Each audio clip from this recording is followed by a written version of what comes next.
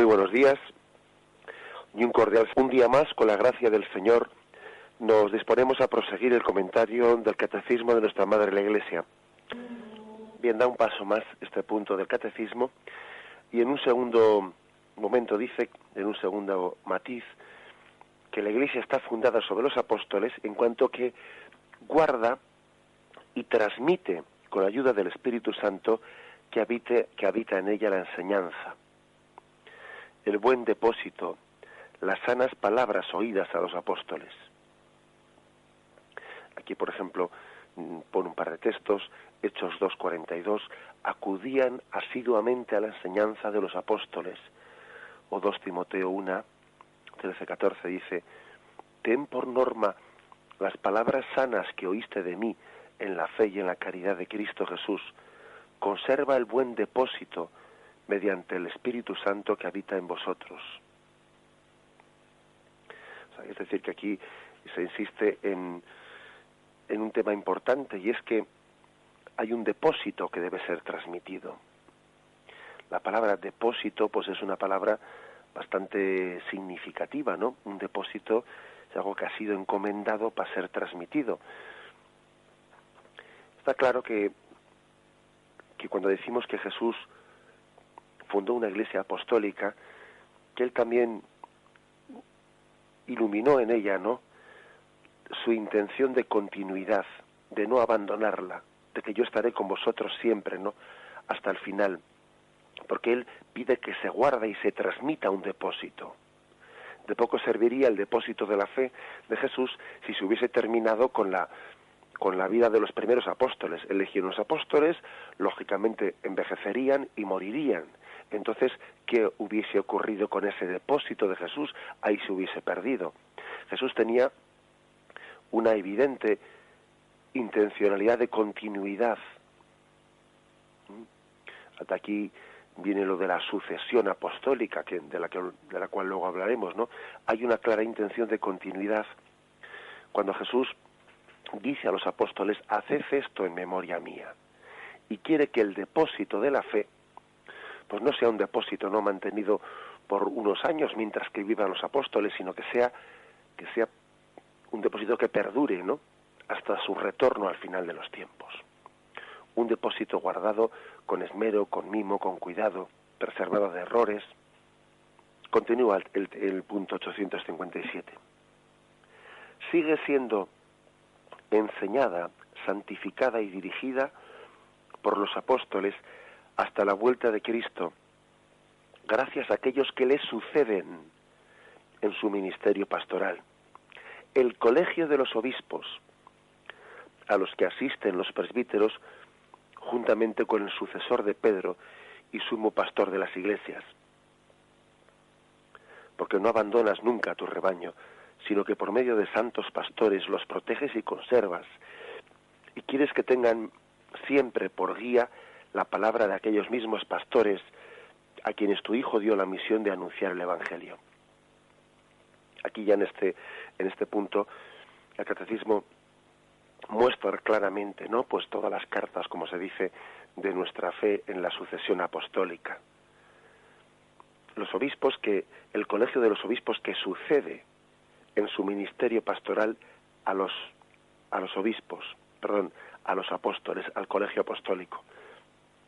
El colegio apostólico es prolongado por el colegio de los obispos. Esto es lo que nosotros llamamos la sucesión apostólica.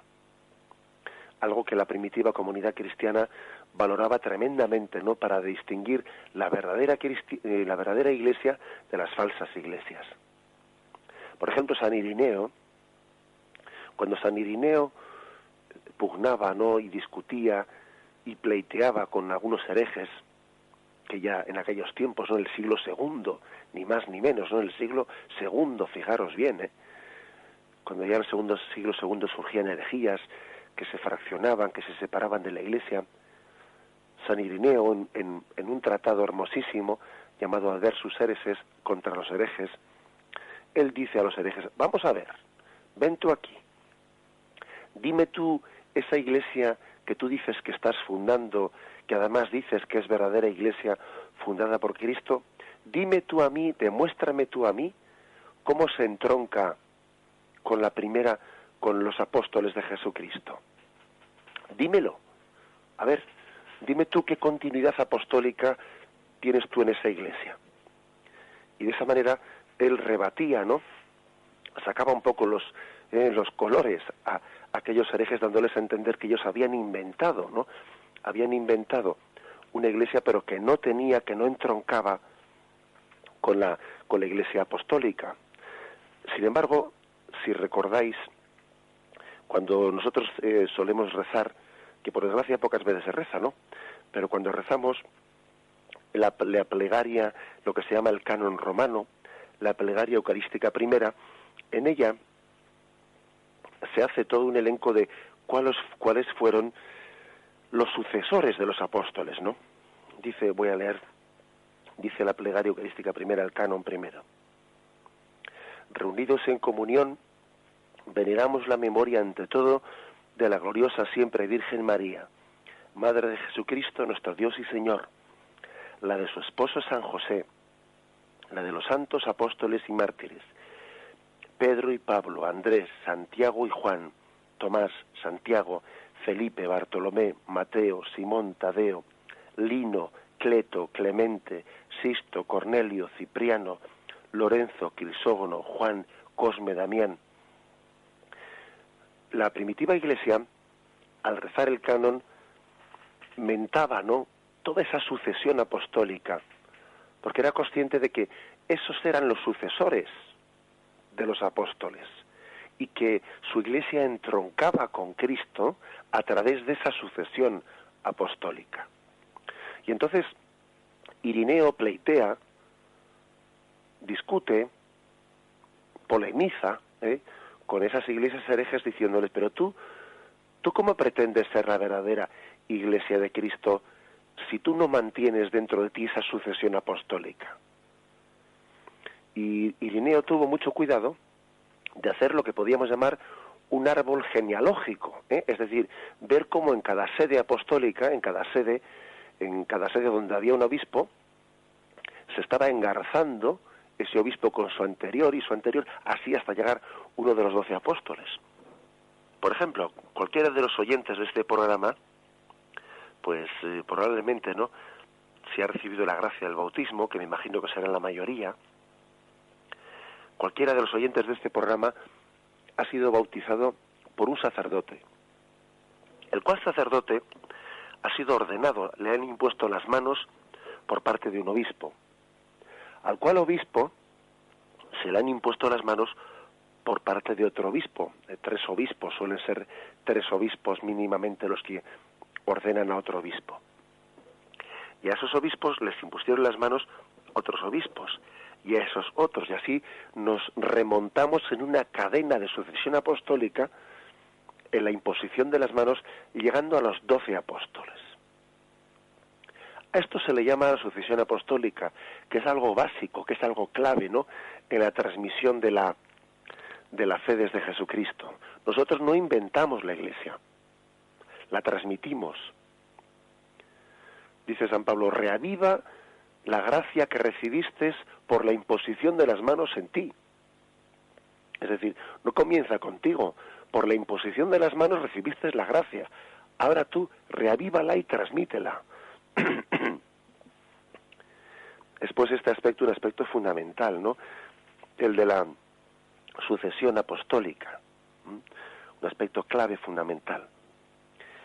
Nosotros en el colegio de los obispos vemos la continuidad del colegio apostólico. Cuando los obispos se reúnen en concilio, y todos los obispos de la Iglesia Universal están reunidos en el concilio, como pudo ser en la última ocasión el Concilio Vaticano II, a esa asamblea le damos la misma trascendencia que la que tuvo los apóstoles reunidos en Jerusalén. Allí, cuando en el primer concilio de Jerusalén se juntaron los apóstoles mismos para deliberar en torno a las circunstancias que iban surgiendo, ¿no?, en aquel caso de cómo poder evangelizar a los gentiles, bajo qué condiciones. Bien, pues la Iglesia, cada vez que se junta en concilio uniendo a todos sus obispos, tiene pues la misma trascendencia, ¿no? Esa unión que la que pudo tener la asamblea de los 12 apóstoles, unidos, ¿no? Unidos bajo ese influjo del Espíritu Santo, esa promesa de Cristo de que les iba a asistir hasta el final de los tiempos. Un obispo, por lo tanto, un obispo es un sucesor de uno de los 12 apóstoles. En concreto, el obispo de Roma es sucesor de San Pedro. El obispo de otros lugares, pues claro, pues sería cuestión de estudiar, ¿no? Como estudió San Irineo, ese árbol genealógico, pues viendo cada obispo de dónde su sucesión, hasta qué apóstol concreto entronca, ¿verdad? Será también muy difícil, ¿no? Que a estas alturas podamos mantener esa sucesión, así como en Roma sí que se conserva ese árbol genealógico, ¿no? De la sucesión desde San Pedro hasta Juan Pablo II, pero no en todas las diócesis, pues se puede hoy en día conservar toda la memoria histórica, pero lo importante no es eso, lo importante es tener la clara conciencia y la clara certeza de que esa sucesión apostólica nunca se ha roto, porque la Iglesia siempre ha tenido conciencia de que era básica, de que sin sucesión apostólica no había validez en sus sacramentos. Alguien que celebre los sacramentos, si no ha sido ordenado por la sucesión apostólica, son inválidos. O sea, no es que no sean lícitos, es que son inválidos. Eso la Iglesia siempre lo ha tenido claro.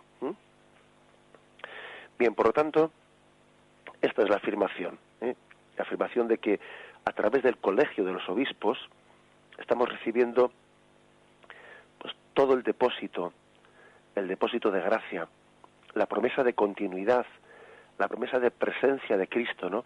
Que Dios hizo a sus apóstoles. Colegio de los apóstoles, como matiza este punto del catecismo, a los que asisten los presbíteros, juntamente con el sucesor de Pedro y el sumo pastor de la Iglesia. Alabado sea Jesucristo.